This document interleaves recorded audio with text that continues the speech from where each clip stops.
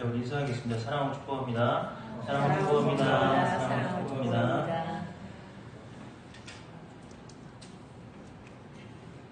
네.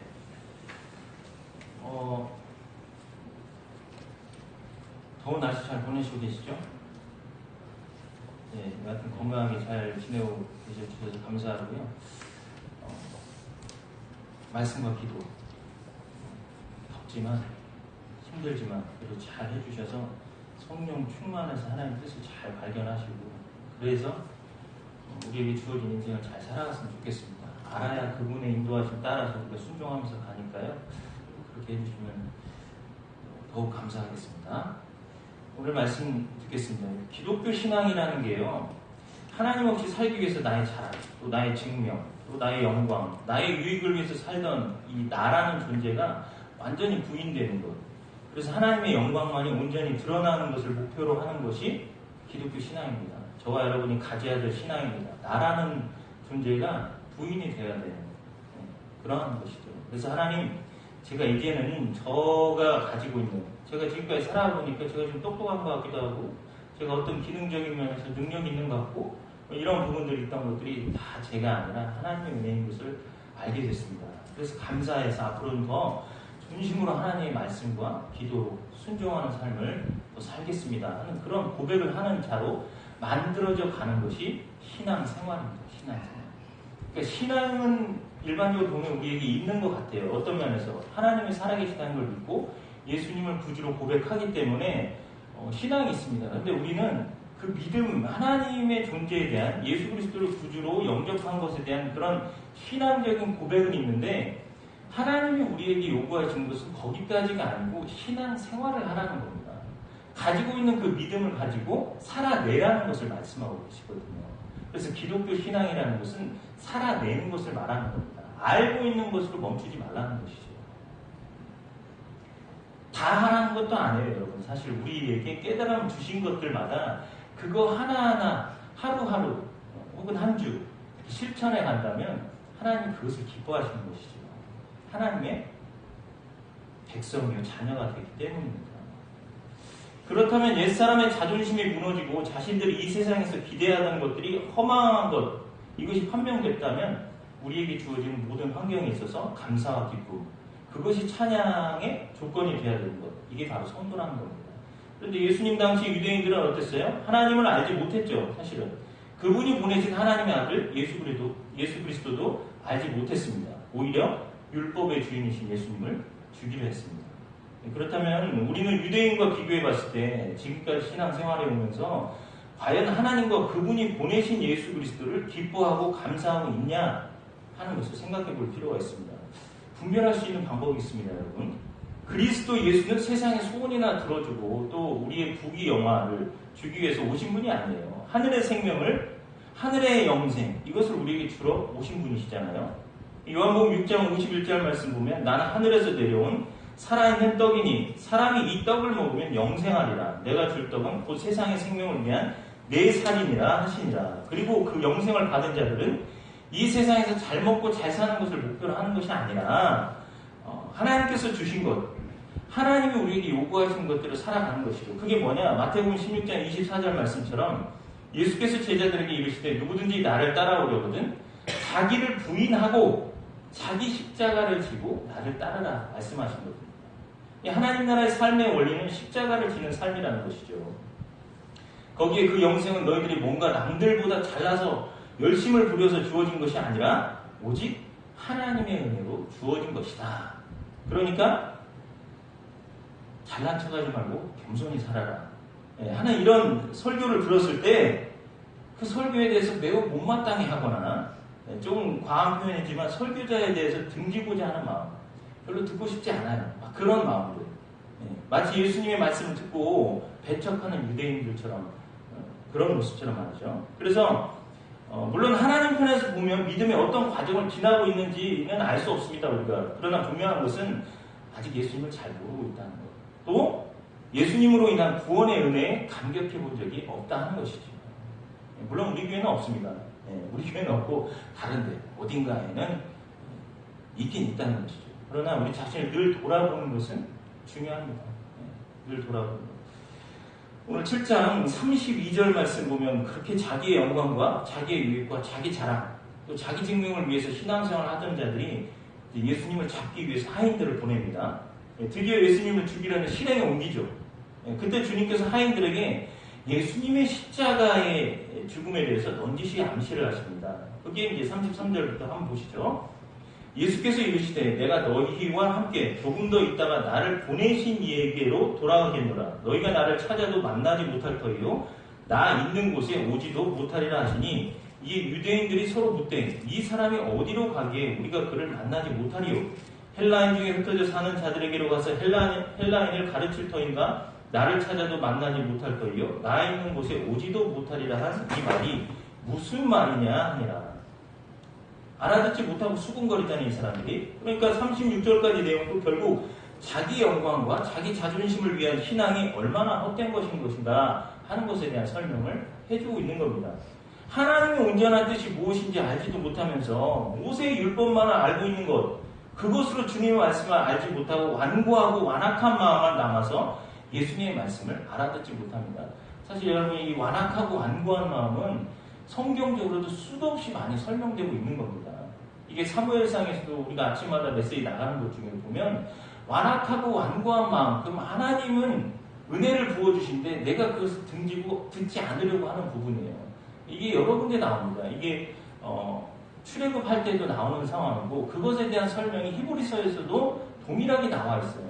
그러니까 저와 여러분이 신앙생활하면서 요즘 현대인들 중에 이제 신앙인들이 자주 쓰는 것 중에 그 상처받아서 내가 교회를 나가기 싫다. 내가 누구 상처 때문에 꼴 보기 싫어서 나가기 싫다. 자꾸 이런 얘기하는데 그거는 하나님 앞에 등기는 모습입니다. 그게 사람하고 무슨 관계예요? 하나님 앞에 본인 스스로가 1대1로 잘 서서 신앙적으로 견고해 보십시오. 하나님의 말씀이 받아들여지면 그러한 것들이 문제거리로 발생하지 않는다는 것이죠. 사람 간의 부딪힘은 늘 있을 수 있습니다. 그러나 그것을 해결해 갈 수 있는 방법은 등지지 않는 거예요. 그 말은 완악하고 완고한 마음을 갖지 말라는 겁니다. 사울의 것으로 예를 들자면 하나님을 떠난 마음이에요. 여러분, 그것은 결국 유대인들을 통해서 볼 수 있는 것이지만 예수 그리스도를 죽이는 데까지 가는 거예요. 그게 무지하기 때문에. 요한복음 7장의 가장 중요한 구절이라고 할 수 있는 37절 말씀을 보시면 초막절의 마지막 날에 일어났던 일이 기술되어 있어요. 근데 37절 이하도 역시 인간의 노력과 열심이 아닌 하나님의 은혜로 말미암아 되는 영생을 설명하는 그런 에피소드 중간에 들어가는 내용으로서 말되어지는 겁니다. 37절 말씀 볼게요. 명절 끝날 곧 큰 날에 예수께서 서서 외쳐 이르시되 누구든지 목마르거든 내게로 와서 마시라. 초막절의 마지막 날, 그러니까 이게 8일째 되는 날을 얘기하는 거거든요. 중요합니다. 누구든지 목마른 자는 내게로 와서 마시라는 예수님의 선포가 사람들이 성회에 모이는 8일째 됐다. 이거는 여러분이 기억하셔야 될 내용입니다. 이 의미를 바로 파악하기 위해서는 예수님 당시의 초막절 기념 행사 때 어떻게 진행되었는가 이것을 아는 것이 필요해요. 특히 관심을 끄는 내용은 실로암 연못에서 물을 길어다가 단에 붓는 그런 의식입니다. 물을 붓는 것. 네. 초막절 축제 기간 첫날에서 일곱째 날까지 제사장들이 성전에서 수문을 통과해 실로암 못으로 가는 행렬이 하루에 한 번씩 있었어요. 네. 이때 지정된 한 제사장은 금 주전자에다 실로암 못에 물을 떠 담습니다. 그리고 이사야서 12장 3절 말씀을 합창해요. 그 내용이 뭐냐면 너희가 기쁨으로 구원의 우물 들여서 물을 기르리로다. 여러분 이거 기억나세요? 구원의 샘에서 물을 기르리로다. 모르시나 보네. 이게 제가 굉장히 은혜 받는 찬양인데 네, 그 말씀 합창을 해요. 이러한 의식은 하나님께서 이스라엘 백성이 광야에서 생활할 때 풍성한 물을 주신 것과 또 가나안 땅에 최근에 비를 주신 것을 감사할 뿐만 아니라 나아가서 비를 더 주시라는 일종의 그러한 것들을 구하는 기도였어요. 그리고 제7일째 되는 날에는 다른 날들과 달리 제사장들이 제단을 7번 돕니다. 7번 도는 때가 또 언제죠? 네, 여리고성 돌 때. 여리고성 돌 때. 마치 그렇게 돈다 이거예요. 네, 그런 다음 제단 옆에 있는 대야에 물을 부어요. 그런데 제8일째 이란 의식을 전혀 행하지 않았습니다. 8일째는. 대신에 거룩한 성회가 회집하는 그 자리에 하나님께 희생제물을 드렸습니다. 연관성을 아시겠어요? 물의 의식이 없는 날 하나님의 백성을 위해 제단에서 희생 제물을 바쳐지는 바로 그날, 바로 그 제물을 드렸던 날. 뭘 얘기하겠어요? 예수님께서 모여있는 회중을 향해서 목마른 자는 다 내게로 오라 이렇게 말씀하고 계시잖아요. 그날 희생 제물을 드렸단 말이에요. 구약에 있는 어떤 성취되어야 될 일, 그것을 통해서 예수님께서 내가 메시아다 하는 것을 가르쳐주고 있는 거거든요. 이해하시겠죠? 38절 말씀에 보니까 나를 믿는 자는 성경의 이름과 같이 그 배에서 생수의 강이 흘러나리라. 더욱이 초막절에 참석한 자들은 하나님께서 약속하신 풍성한 물이 스가랴서에 기록되어 있음을 쉽게 기억했을 겁니다. 초막절 기간 중에 선지서에 읽혀지는 부분이 바로 이 스가랴서 14장이거든요. 그것을 감안할 때 유대인들이 예수님의 말씀을 들으면서 스가랴서에 약속된 물을 생각하기가 쉬웠을 거예요. 왜? 유대인들 율법을 알기 때문에, 또 그 율법이 진행되어졌을 때에 읽혀지는 그 말씀들이 어떤 것인지를 알고 있었기 때문에 그렇다는 거예요. 스가랴서 14장 8절 말씀에 뭐라 써있냐? 그날의 생수가 예루살렘에서 솟아나서, 이 말씀입니다. 여러분, 성경에서 물이 공급되는 것은요, 에덴 동산을 상기시킵니다. 에덴 동산을 여러분이 생각할 때 어떤 생각이 들어요? 풍성함, 풍요로움, 이런 부분들 있잖아요. 이사야서 58장 11절에 물된 동산, 이것도 에덴 동산의 이미지를 제공합니다. 또 에스겔서 47장 1절에서 12절까지 이게 성전에서 흘러나온 물, 이 물이 흘러나와서 죽은 생물들을 생석케 한다는 것, 이것도 에덴 동산의 이미지를 반영합니다. 우리가 방금 본 스가랴서 14장 8절도 마찬가지예요. 에덴에서 강이 흘러나와서 동산을 적시고 거기서 갈라져서 내 근원이 되었다. 그래서 전체를 이렇게 강물로 적시잖아요. 그래서 살아나는 것들, 그러한 것들 이미지를 보여줍니다. 그러니까 우리가 이런 말씀을 생각할 때 예수님께서 제8일의 성전에서 생수의 강을 말씀하신 것은 그리스도로 인한 전 인류적 회복을 가르쳐주고 계신 것이죠. 뒤에 다시 언급하겠지만 이제 그것에 대한 결론은 39절 말씀입니다. 그런데 제사장들이 물을 가지고 행했던 의식은 사실 율법에 나와 있는 것은 아니에요. 그럼 명하신 것이 아닌데 왜 유대인들은 그러한 의식을 행해야 했을까 하는 것입니다. 이게 열왕기상 8장을 보면 솔로몬 성전 건축과 그 봉헌에 대한 것이 자세하게 기록이 되어 있습니다. 들어보세요. 열왕기상 8장 10절과 11절 말씀 보면 제사장이 성소에서 나올 때 구름이 여호와의 성전에 가득함에 제사장이 그 구름으로 말미암아 능히 서서 섬기지 못하였으니 이는 여호와의 영광이 여호와의 성전에 가득함이었다. 여호와의 영광이 그 성전에 가득했다는 얘기예요. 솔로몬이 건축한 성전에 이렇게 여호와의 영광이 가득했습니다. 그런데 그 영광이 어느 시점에 사라져버립니다. 이 에스겔서 10장 18절과 19절 말씀 보면 이렇게 기록하고 있어요. 여호와의 영광이 성전 문지방을 떠나서 그룹들 위에 머무니 그룹들이 날개를 들고 내 눈앞에 땅에서 올라가는데 그들이 나갈 때 바퀴도 그 옆에서 함께하더라. 그들이 여호와의 전으로 들어가는 동안에 머물고 이스라엘 하나님의 영광이 그 위에 덮였더라. 하나님 앞에서 패역한 삶을 끊임없이 살고 있을 때 이스라엘 성전에서 하나님의 영광이 떠나버리는 것, 그것을 묘사한 겁니다. 그런데 그 영광이, 그 여호와의 영광이 성전에 다시 돌아왔을 때 그 모습을 또 기록하는 데가 있어요. 에스겔서 44장 4절 말씀 보면 그가 또 나를 데리고 북문을 통하여 성전 앞에 이르시기로 내가 보니 여호와의 영광이 여호와의 성전에 가득한지라 내가 얼굴을 땅에 대고 엎드리니. 그래서 에스겔은 여호와의 영광이 다시 채워진 성전을 이렇게 묘사를 하고 있습니다. 그런데 에스겔서 47장 또 1절과 2절 말씀을 보면 이렇게 기록되어 있어요. 그가 나를 데리고 성전 문에 이르시니 성전의 앞면이 동쪽을 향하였는데 그 문지방 밑에서 물이 나와 동쪽으로 흐르다가, 무슨 얘기인지 아시겠죠? 여호와의 영광이 성전에 가득 채워졌을 때 그 문지방에서 물이 흐르다라는 겁니다. 그러니까 하나님과 관련된 것이죠. 하나님의 회복에 대한 것이 그 의미가 들어있다는 겁니다. 그게 어디로 가느냐? 동쪽으로 흐르다가 성전 오른쪽 제단 남쪽으로 흘러내리더라. 그가 또 나를 데리고 북문으로 나가서 바깥 길로 꺾여 동쪽을 향해 바깥문에 이르시기를 본즉 물이 그 오른쪽에서 스며 나오더라. 여호와의 영광이 성전에 돌아왔을 때 그 성전 문지방에서 물이 흘러 나오는 것을 보여주고 있어요. 그런데 이제 이게 또 바벨론에 의해서 성전이 파괴되죠. 그리고 다시 돌아왔을 때 학계가 다시 성전을 재건합니다. 근데 재건한 성전에 또다시 여호와의 영광의 충만함이 성전에 가득할 것이다 라고 생각을 했는데 안 그래요. 학개서 2장 3절 말씀. 너희 가운데 남아있는 자 중에서 이 성전의 이전 영광을 본 자가 누구냐? 이제 이것이 너희에게 어떻게 보이느냐? 이것이 너희 눈에 보잘것없지 아니하냐? 네.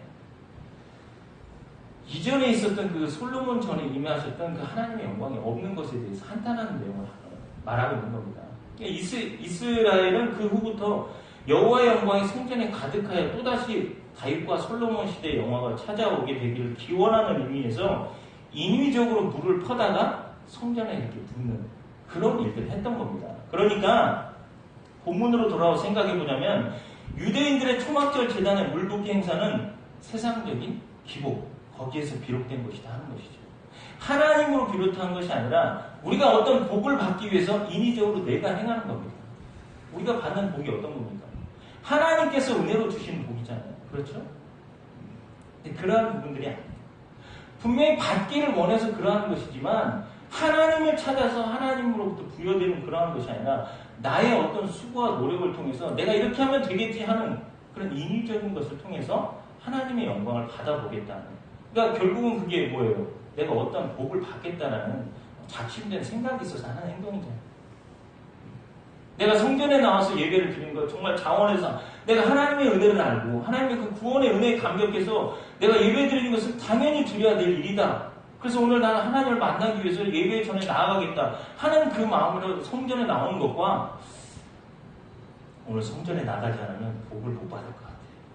내가 오늘 말이야 아침에 사이클링을 해야 되는데 행여 예배 안 드리고 이거 자전거 탔다가 발목이라도 부러지지 않을까 하는 것 때문에 오늘 나는 예배 드리고 자전거 타야겠다. 그래서 자전거 복장을 다 하고 와서 자전거는 저 1층에 놔두고 예배 끝나면 바로 그대로 타고 나가는 그런 거 얘기하는 겁니다 지금. 여러분 응용하시기 어렵지 않으시죠? 네, 자전거 끌고 오지 마시고 네, 이럴 때는 그렇다는 겁니다. 그래요. 네. 그러니까 재밌는 것은 유대인들이 7일 동안 열심히 물을 붓는 것을 끝낸 8일째에 예수님께서 내가 물이다. 누구든지 목마른 자는 나에게로 와라. 예수님이 하나님이시기 때문에 하나님의 영광이 그분에게 충만한 거 아닙니까? 고로 그분에게 생수의 강이 흘러나오는 것은 당연한 것입니다. 그리고 예수 그리스도께서 내가 생명수다라는 것을 말씀해주고 있는 것이죠. 이스라엘 백성들은 완악하고 완고한 마음이 있어서 그것을 이해하지 못하더라 하는 겁니다. 여러분 전에도 한번 말씀드렸어요. 7이라는 숫자에 대해서도 이야기하고 창조의 수, 또 안식의 수, 완전수 그것을 말씀드린 적이 있습니다. 예수님은 안식 후 첫날인 8일째 부활하셨죠. 또 8일째 승천하셨습니다. 또 8일째에 제자들을 세상으로 보내셨습니다. 이렇게 8이라는 것이 큰 의미가 있는 것이죠. 7일 창조의 수라면 8은 그럼 뭐냐는 것이죠. 다시 하나님께서 무엇인가를 하시는데 완전히 없애버리는 것이 아니라 있는 것을 가지고 회복을 시키는 거기 때문에 재창조를 하는 겁니다. 재창조. 그러니까 완전한 창조주에 온 것은 재창조이고 주님의 첫 창조, 즉 율법 아래에 있는 그 첫 창조 속에 속한 것들을 허무시고 재창조를 하기 위해서 이 땅에 오신 분이다 하는 것이죠. 그래서 주일은 바로 그 8일째 성전에 나타나셔서 7일 동안 열심히 율법과 절기에 물을 붓고 안심하고 있던 유대인들에게 예수님께서 너희들이 너희들의 열심과 노력으로 하나님의 영광을 돌아오게 하려는 시도는 다 헛된 것이다. 그런 말씀을 하고 계십니다. 내가 물이다. 하나님의 영광은 나로부터 회복되는 것이고 그리고 그 물은 너희들의 열심과 노력이 아닌 믿음으로 주어지는 것이다 라는 말씀을 하고 계신 겁니다. 그래서 그 물에 의해 주어지는 것은 화려한 세상 권세의 회복이 아니라 하늘의 복인 영생을 갖게 하는 것이다 라는 것을 말씀해주고 계십니다. 요한복음 7장 37절 38절 말씀으로 돌아가서 보겠습니다. 명절 끝날 곧 큰 날에 예수께서 서서 외쳐 이르시되 누구든지 목마르거든 내게로 와서 마시라. 나를 믿는 자는 성경의 이름과 같이 그 배에서 생수의 강이 흘러나오리라 하시니라. 여러분 사랑하시는 여러분, 우리가 열심히 쏟아부은 물은 곧 말라버립니다. 우리의 어떤 노력이나 열심도 우리를 구원하신 하나님의 구원사에게 영향을 미칠 수 있는 것은 아무것도 없어요. 영원한 생수이신 예수 그리스도에 의해서만 우리 안에 하나님의 영광이 온전히 회복되어질 수 있다는 것을 꼭 기억하시기 바랍니다. 오직 예수 그리스도의 은혜로만 가능하다는 것. 우리는 나를 자랑하고 또 나를 증명하고 나의 영광을 드러내는 것, 이런 일을 위해서 세상에서 힘쓰면서 살아가잖아요. 뭘 얘기하는 거예요?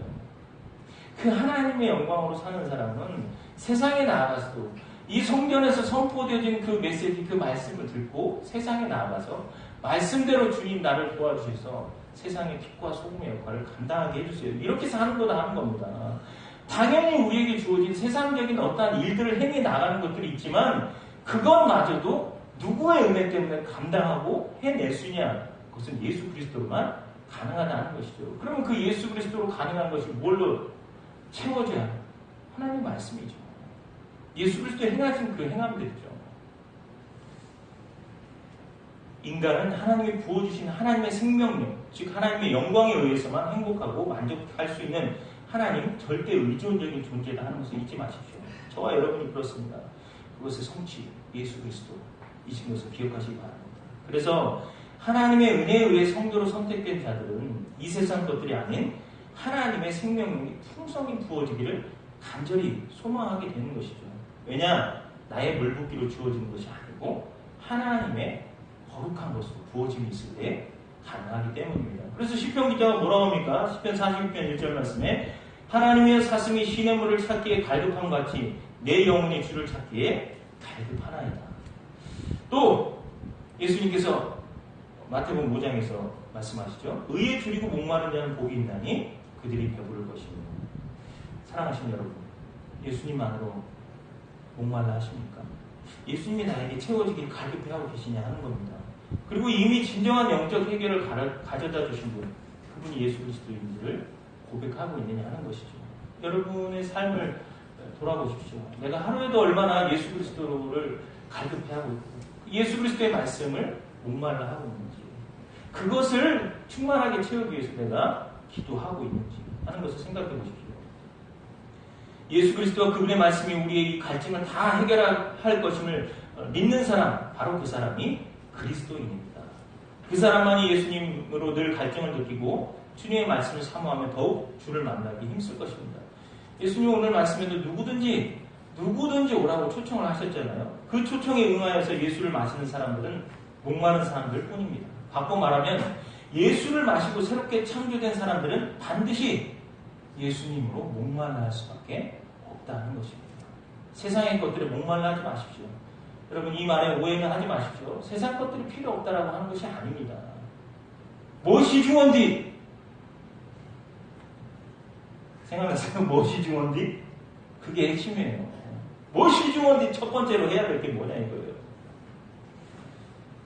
그런데 우리에게 소망이 되는 것은 예수님께서 십자가에서 돌아가시기 전에 내가 목마르다라고 말씀하시면서 그때 우리의 목마름을 전부 삼켜버리시고 그 목마름을 십자가에서 처리해 주셨다는 사실입니다.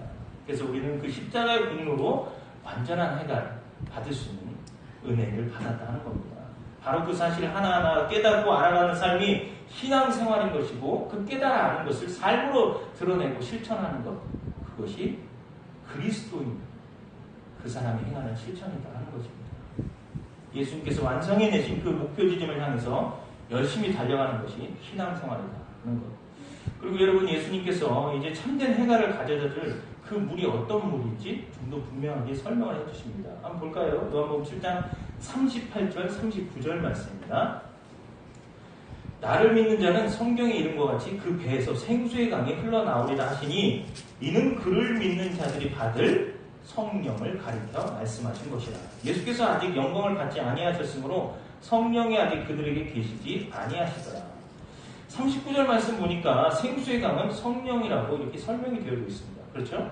이 38절의 배, 그 배에서의 그 배 있잖아요. 이게 헬라어로 가슴, 자궁, 영혼, 감정, 선택의 좌수의 마음, 이런 뜻을 가지고 있습니다. 그러니까 이런 단어의 뜻을 가지고 그 배에서 라는 어구는 그러니까 인간의 내면적인 부분으로부터 자신의 가장 진지함으로부터 뜻하는 말이 됩니다.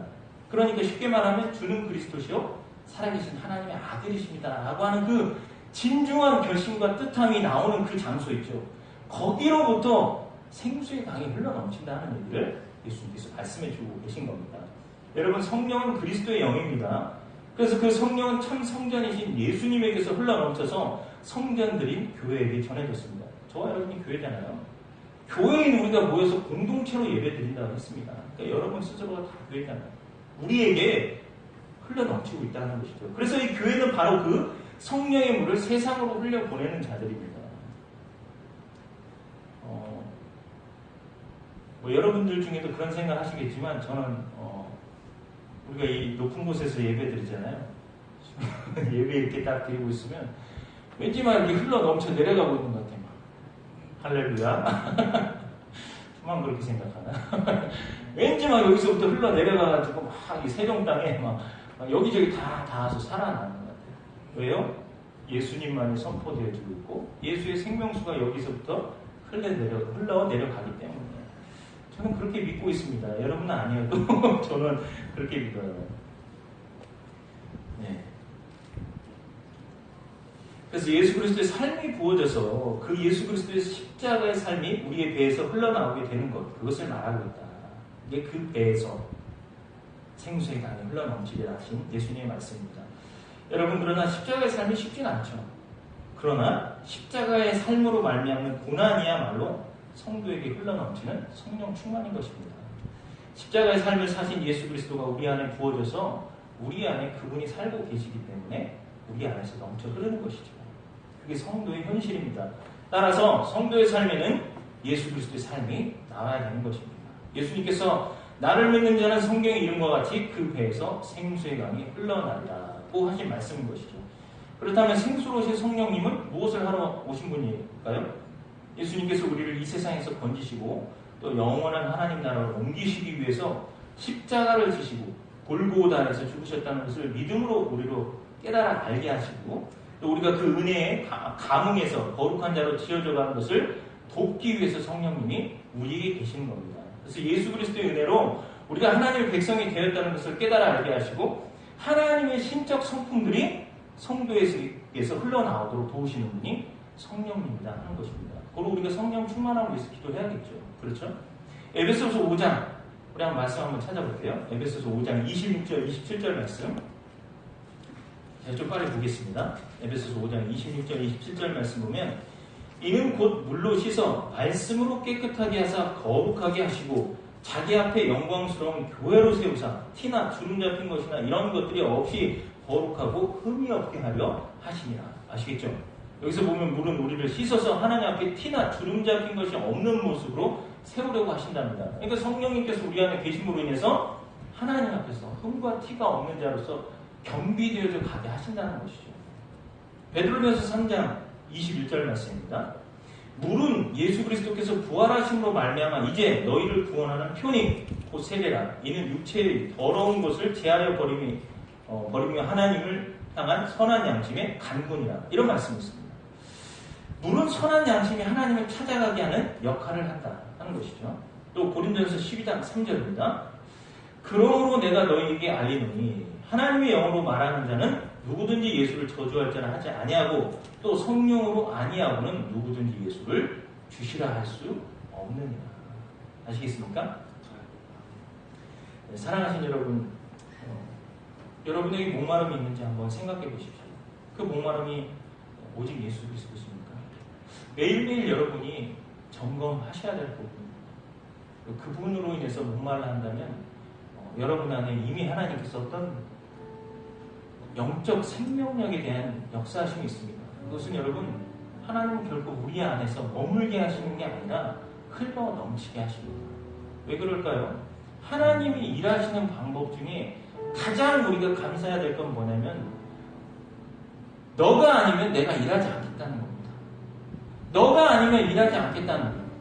그리고 내가 하나님께 나아가지 않으면 나로부터 아무런 영향력이 나오지 않습니다. 나를 구원하시고 내게 임하셔서 내게로부터 흘러넘치게 하는 하나님의 생명수, 그것을 통해서 하나님이 일하시겠다 하는 겁니다. 여러분, 우리가 이 모습 이대로 모여서 하나님 앞에 예배드리지만 아까 기도했던 것처럼 하나님을 과소평가하지 마십시오. 하나님을 제한하지 마십시오. 내가 기도하지 않기 때문에 하나님이 제한되는 것이고 내가 하나님을 찾지 않기 때문에 제한되는 겁니다. 오늘 예수님 분명히 누구나 다 내게로 와서 생명수를 마시라고 했습니다. 초청했을 때 가는 자에게 예수의 생명수, 성령이 흘러넘치고 그것으로 인해서 많은 영혼들을 살리는 일이 있습니다. 하나님은 그것에 일차적인 목표가 있습니다. 그것의 목적이 있습니다. 그것이 병비되어진 사람에게 하도 한 영혼 한 영혼을 하나님 앞에 인도하게 하고자 하는 그런 열심과 열정, 까닭에 물질적인 축복을 허락하시는 거예요. 고로 우리가 일차적인 것이 무엇인지 하나님의 뜻을 안다면 물질적인 세상 복은 따라오게 되어 있습니다. 그것을 알아서 구원해야 될 사람, 살려야 될 사람, 그 사람들에게 쓰여져야 되는 것들이 있어야 하기 때문에 그 사람을 통한 하나님 주시는 물질적인 복은 반드시 따라온다 하는 것 여러분 잊지 마십시오. 가장 먼저 주님의 초대에 전심으로 나아가십시오. 예배를 사모하시고 기도의 자리를 사모하시고 공동체로 모여서 기도해야겠지만 골방을 찾아서 여러분 스스로가 나가서 기도하십시오. 그때 생명력이 여러분에게 충만하게 부어질 것입니다. 오늘 세움교회는 그 일을 위해서 하나님께서 특별히 세우셨습니다. 잊지 마시고 여러분, 인간적인 자랑, 세상 명예 따위에 인생이 허비되어진 일이 없도록 하시고 나를 믿는 자는 성경에 이른 것 같이 그 배에서 생수의 강이 흘러나오리라 하신 말씀을 기억하시고 생수의 공급자 예수님과 한 주간도 열심히 동행하셔서 이 폭염 속에 늘 넘치는 시원함을 소유하시고 기쁨이 넘치는 그런 한 주간을 사시기를 주님의 이름으로 부탁드립니다.